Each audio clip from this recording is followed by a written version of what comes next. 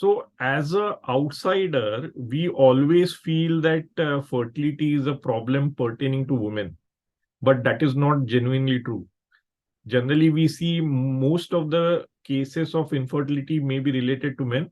In the United Kingdom, 30% of the cases for fertility referral is male infertility. So it is the most common reason for a fertility referral, as opposed to the thoughts of a layman who may feel that it may be woman centric, but it is not at all woman centric. The distribution in the causes of infertility is that 30% is male factor related to sperm problems, 20% is anovulation, problems with ovulation, egg production, 20% is related to tubal factors. Tubal factors include damage to fallopian tubes due to sexually transmitted infections or PID, and 20% is unexplained. So unexplained includes a couple where all investigations are done for the couple, the man and the woman, but all investigations are normal and the couple have still not conceived. So a big chunk, which is 20%, includes couples and it is unexplained. There are other rare causes of infertility like endometriosis and genetic reasons, but they are far and few in between, and say that would include a further 5 to 10% causes of infertility overall. So age is the single most important determinant for fertility for a woman. As we can understand that aging is a process which affects the quality of the eggs. And this effect on the quality of the egg becomes an issue, as well as there is a steep decline in the quality of the eggs for any woman after the age of 35 years. By the time a woman reaches age 40, she will have lost 90% of the eggs she is born with, because eggs are like a finite pool which every woman is born with, and throughout a reproductive lifetime every woman is losing eggs. So by the time she reaches age 40, she will have lost 90% of the eggs. So it plays a single most important role in fertility status for any woman. So there are certainly many options available with fertility, but we start from the basics. So we need to advise couples about doing simple things like folic acid and vitamin D supplementation to optimize the chance of conceiving. We also need to advise about a healthy lifestyle, stopping smoking, stopping caffeine, alcohol reduction to only 2 to 3 units a week, stopping recreational drugs, and having a healthy body weight.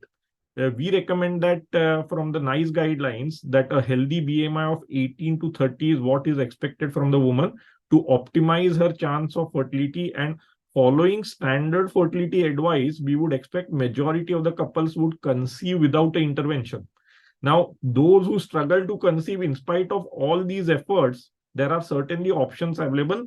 In case anovulation is a problem where a woman is not ovulating, we can certainly help the woman with giving fertility medication in the form of letrozole or clomiphene, which can induce ovulation to give a chance of conception, which may not be happening naturally because of erratic cycles.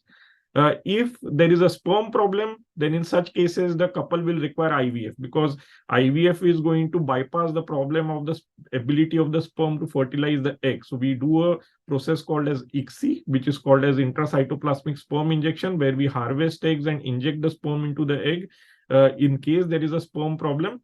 Other problems could be age related, it could be tubal factor, but in all these cases, the treatment generally would end up with it being IVF treatment.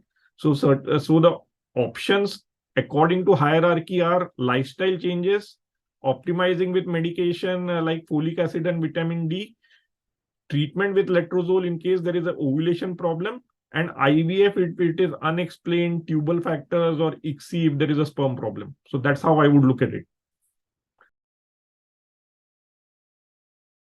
Yeah, so this I have already answered. Lifestyle changes, I will again reiterate that lifestyle changes is maintaining a healthy body mass index, which is between 18 and 30. It has been noted that having too less body mass index, less than 18, can affect fertility adversely. Similarly, being overweight will also affect the fertility hormones and stop you from conceiving. intense exercise of any form again is harmful from the fertility viewpoint because it suppresses the fertility hormones. So the advice is not more than 3 hours of intense exercise in a week. And apart from that, obviously the instructions which I have given about stopping caffeine, alcohol 2 to 3 units a week, stopping recreational drugs, these are all going to go a long way to optimize success with natural conception as well as any fertility intervention.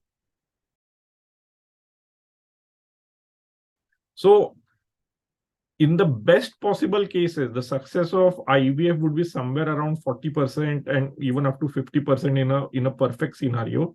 But the success of IVF depends on a woman's age, her egg reserve, and those will play a single most important role in the chances of conceiving. But IVF never has 100% success. So it would be wrong to consider that IVF treatment is always going to work. We need to be realistic that even in a perfect situation, the embryos which are produced from IVF or even naturally may not be 100% correct. And that's why IVF will never have a 100% success. Best possible success rate around 40% is what we quote. But it will be lesser if there are issues with age or egg reserve. They will be important determinants of the chance of the treatment working. And only when we investigate a couple thoroughly and we have all the parameters in front of us that we will be able to advise them what is the chance of the treatment working.